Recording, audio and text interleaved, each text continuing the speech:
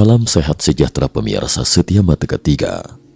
Hari ini kita akan lanjutkan cerita tentang mitologi Jepang episode kedua.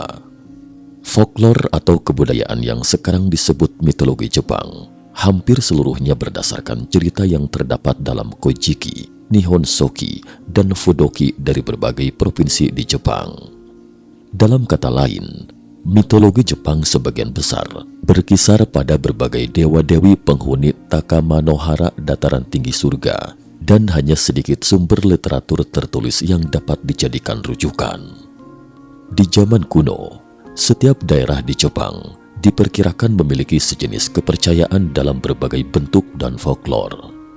Bersamaan dengan meluasnya kekuasaan Kekaisaran Yamato, berbagai macam kepercayaan diadaptasi menjadi kunitsugami atau dewa yang dipuja, yang bentuknya menjadi hampir seragam dan semuanya dikumpulkan ke dalam mitologi Takamanohara.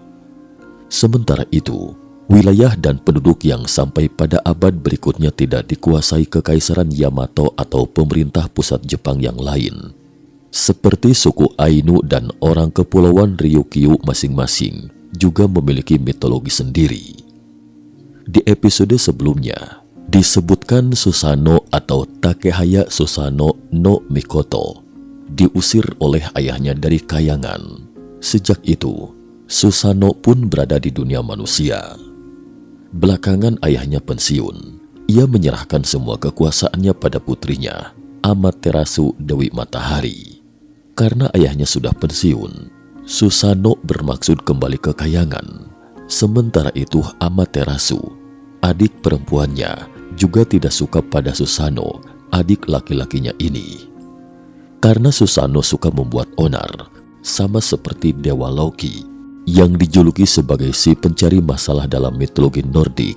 Mereka adalah dewa pembuat onar, membuat masalah seperti teroris. Amaterasu, adik perempuannya, selalu mengenakan armor atau baju besi ketika Susanoo menemuinya. Amaterasu khawatir Susanoo akan mencelakainya. Setelah bertemu Susanoo, dia bertanya maksud kedatangan Susanoo yang sudah diusir dari surga oleh ayahnya. Hanya ingin sekedar mengenang masa lalu, sambil bertanya apakah aku boleh kembali ke surga lagi, kata Susanoo. Amaterasu sebenarnya juga rada takut pada Susanoo mendengar permintaan adiknya. Amaterasu pun berkata, "Boleh-boleh saja kalau kau mau kembali lagi ke surga. Tetapi ada satu syarat, kita harus saling bertukar sandera." Penyatuan dari mereka berdua, Amaterasu menciptakan 3 dewi, sementara Susanoo menciptakan 5 dewa laki-laki, lalu saling bertukar. Karena kedua belah pihak memiliki sandera masing-masing, maka Susanoo boleh tinggal di surga. Kelima dewa laki-laki ini juga cukup penting. Dewa laki-laki pertama adalah Ame no Oshihomimi no Mikoto. Namun Susanoo selalu membuat onar setelah tinggal di surga, bahkan membuang kotoran di kepala dewa lain. Ia memang disebutkan dalam mitologi Jepang, selama berada di surga, Susanoo telah menyebabkan beberapa dewa mati. Hal ini membuat Amaterasu sangat ketakutan, lalu bersembunyi dalam gua dan tidak mau keluar. Dia adalah Dewi Matahari. Setelah bersembunyi di dalam gua, dunia pun menjadi gelap. Setelah dunia gelap gulita, 8 juta dewa-dewi di surga berusaha membujuk Amaterasu untuk keluar. Tapi Dewi Amaterasu menutup pintu masuk gua dengan batu. Tidak ada yang bisa membujuknya keluar. Saat itu, 8 juta dewa-dewi pun menggelar pertemuan bersama. Di antara dewa-dewi itu ada seorang dewa kecerdasan dan kebijaksanaan bernama Omo Ikane. Dewa kecerdasan dan kebijaksanaan akhirnya minta tolong kepada Dewa Ishikoridome untuk membuat cermin, dan terciptalah cermin Yata no Kagami. Cermin itu digantung di pohon yang berada di depan pintu masuk gua tempat Amaterasu berada. Kemudian Dewi Fajar, Ame no Uzume, menari di hadapan para dewa-dewi diiringi dengan musik. Bisa dibilang mereka mengadakan pesta di dekat gua tempat Amaterasu berada.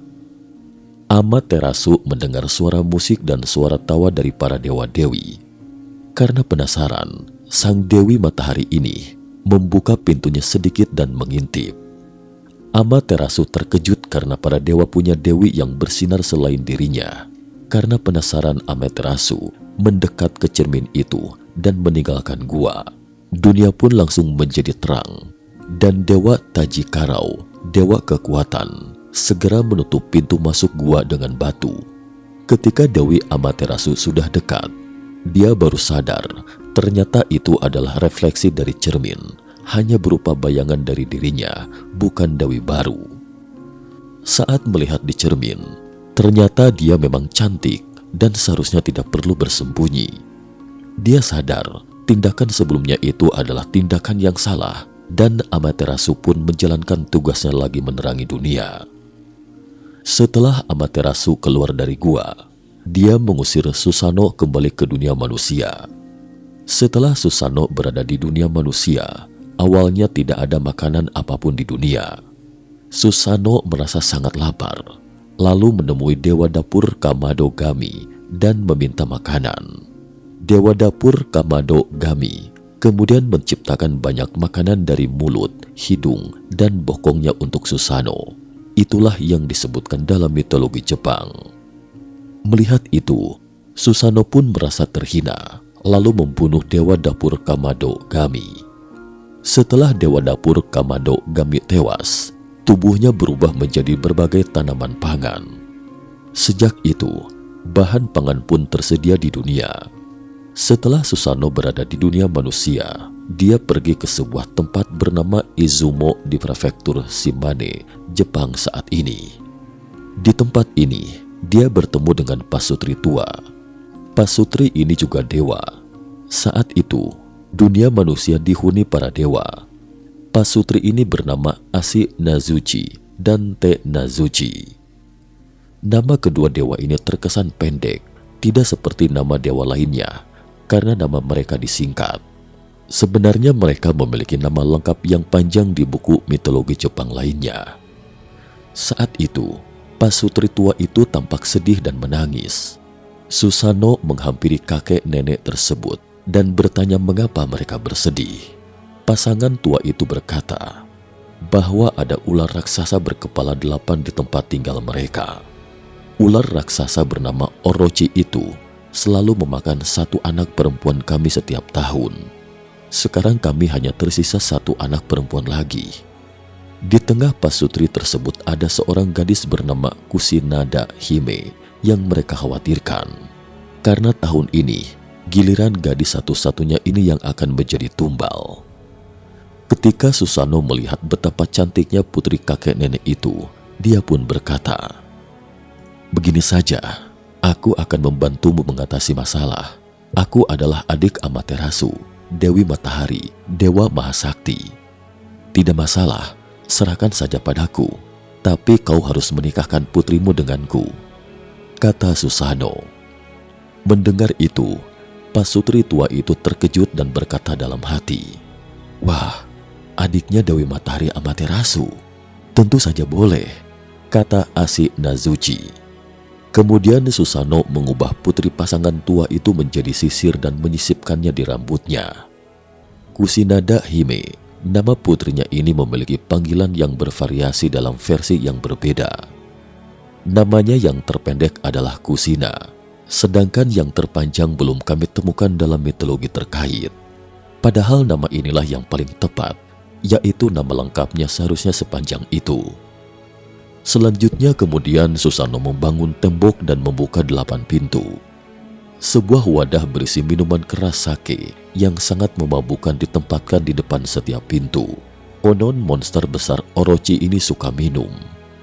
Karena Susanoo tahu Orochi ini sangat kuat dan harus pakai akal juga untuk mengalahkannya. Alhasil Orochi benar-benar muncul, dan 8 kepalanya langsung dicelupkan ke wadah berisi sake di depan pintu dan mulai minum.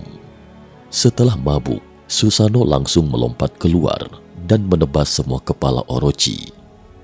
Cerita mengenai Orochi, ular berkepala 8 ini, sebenarnya agak aneh. Menurut deskripsi di buku sejarah Jepang, Orochi tidak hanya memiliki 8 kepala, tetapi juga 8 ekor. sedangkan tubuhnya itu seperti 8 gunung dan hampir tidak bisa memastikan Orochi adalah seekor ular. Kemungkinan besar ada 8 ular. Entah apakah itu benar-benar Orochi peliharaan Orochi atau malah hanya singgasana. Yang jelas, ular berkepala banyak ini memang mengingatkan pada legenda Yamata no Orochi. Lalu sebelum ini, kita juga sudah mendengar kalau Shogun Orochi adalah ahli pedang juga. Sebagai seorang shogun, dia mungkin memiliki pedang Meito. Setelah membunuh ular itu, Susanoo lalu menebas kepala-kepala Orochi dengan pedangnya, Worochi no Aramasa. Saat memotong ekor-ekor Orochi, Susanoo juga menemukan pedang bernama Ame no Murakumo no Tsurugi di tubuh ular itu. Pedang ini yang akhirnya ia berikan ke Amaterasu. Susanoo menganggap ini sebagai permintaan maafnya karena sudah merusak istananya. Ini adalah salah satu dari 3 pedang pusaka Jepang. Kusanagi no Tsurugi, salah satu dari 3 pusaka keramat Jepang selain cermin Yata no Kagami dan permata Yasakani no Magatama. Perpaduan ketiga pedang keramat ini tidak memiliki kekuatan magis apapun, tapi membuktikan siapa sang penguasa Jepang. Hanya putra dewa yang memiliki benda ini, karena benda ini awalnya adalah milik dewa. Setelah menerima pedang itu, Amaterasu pun menerima permintaan maaf Susanoo, dan Amaterasu semakin senang dengan membawa pedang Kusanagi. Kemudian Amaterasu memberikan lagi pedang itu kepada cucunya, Ninigi. Ninigi turun ke bumi dan menjadi penguasa Jepang dan dia berhubungan dengan kekaisaran Jepang. Di sana Kusanagi yang dibawa sama Ninigi menjadi salah satu harta yang sangat berharga di kekaisaran Jepang. Tetapi keberadaannya disembunyikan dan tidak ada yang boleh tahu atau tidak ada yang boleh lihat. Mungkin orang-orang tertentu saja yang boleh melihat pedang Kusanagi, dan akhirnya menjadi tradisi kalau orang-orang tertentu saja yang boleh melihat Kusanagi. Belakangan dia menyerahkan pedang itu kepada kaisar. Sejak saat itu, Susanoo hidup bersama dengan sisirnya, tak lain adalah Kushinada Hime. Berikut ini kita akan membahas tentang keturunan Susanoo. Oku Ninushi, cicit dari generasi ke-6 Dewa Susanoo. Oku Ninushi dalam mitologi Jepang adalah dewa obat-obatan, pertanian, dan kesuburan. Oku Ninushi melambangkan keremajaan alam, karena hal ini sesuai dengan kisah hidupnya yang selalu hidup kembali ketika dibunuh. Oku Ninushi memiliki banyak panggilan, dikarenakan nama aslinya tidak tertulis dalam 2 karya kuno Jepang, baik Kojiki maupun Nihongi. Oku Ninushi memiliki 80 saudara laki-laki yang disebut 80 dewa. Menurut Kojiki, yakni buku sejarah Jepang yang tertua, Oku Ninushi memiliki banyak anak, di antaranya Kimata no Kami, hasil dari pernikahannya dengan Dewi Yagami Hime. Jika ditambah dengan pendapat buku Nihongi, semuanya berjumlah 181 anak. Faktanya semua dewa ini adalah keturunan Dewa Susanoo. Seperti yang diceritakan sebelumnya, Dewa Susanoo sangat jahat dan suka membuat onar. Jadi dewa-dewa keturunannya ini juga sangat jahat. Hanya dewa seperti Oku Ninushi yang sangat lembut dan baik hati. Di negeri sebelah tempat tinggal mereka, ada seorang wanita cantik bernama Yagami. Oku Ninushi dan 80 saudara laki-lakinya semuanya menyukai putri Yagami Hime. Jadi mereka memutuskan akan mengutarakan isi hati mereka kepada putri Yagami Hime. Mereka pun ke negeri tetangganya itu dan bertemu dengan seekor kelinci putih di jalan. Kelinci putih ini tidak berbulu dan merasakan perih yang tak tertahankan. Kemudian sang kelinci meminta tolong pada 80 dewa itu. Namun mereka malah menambah penderitaan si kelinci dengan menyuruhnya berenang di lautan garam. Hal ini tentu saja membuatnya semakin perih. Karena 80 dewa ini jahat, mereka pun sengaja menunjukkan beberapa trik jahat. Ketika Oku Ninushi melihatnya, ia pun bertanya pada kelinci, "Ada apa denganmu?" "Sebenarnya aku ke tempat ini dari pulau lain, Tetapi aku tidak bisa berenang. Aku ingin menyeberangi laut, tapi aku melihat banyak buaya di laut, kata kelinci. Dalam mitologi itu, memang disebutkan ada buaya, tapi di Jepang tidak ada buaya. Inilah anehnya.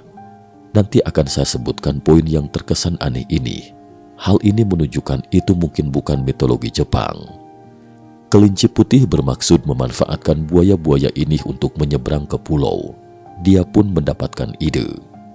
Dia berkata pada buaya, "Kau punya banyak saudara, aku juga.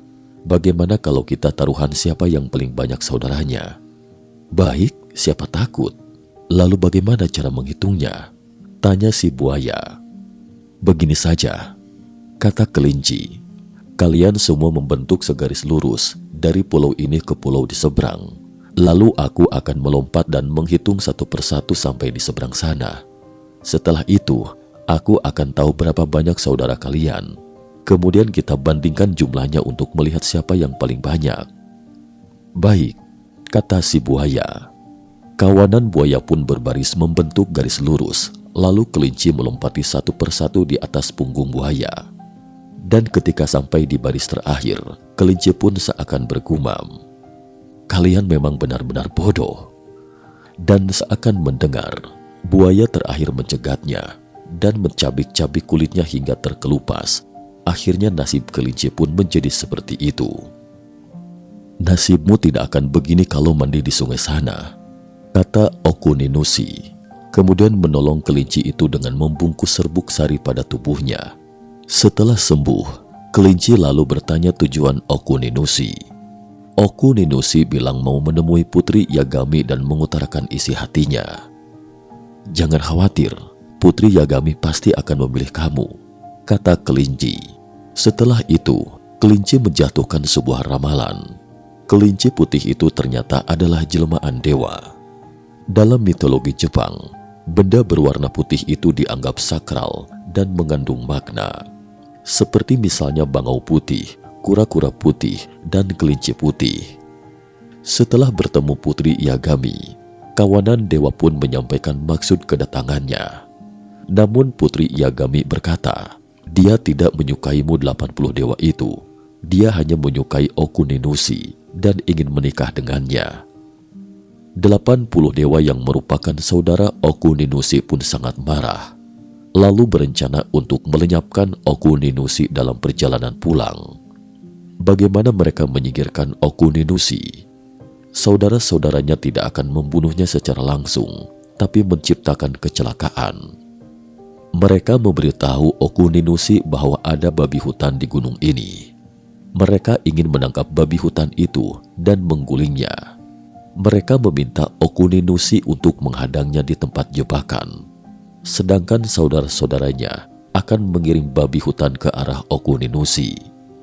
Namun setelah saudara-saudaranya ke puncak gunung, mereka melemparkan batu panas membara ke bawah. Dan begitu disambut Okuninushi, ia pun terbakar sampai mati.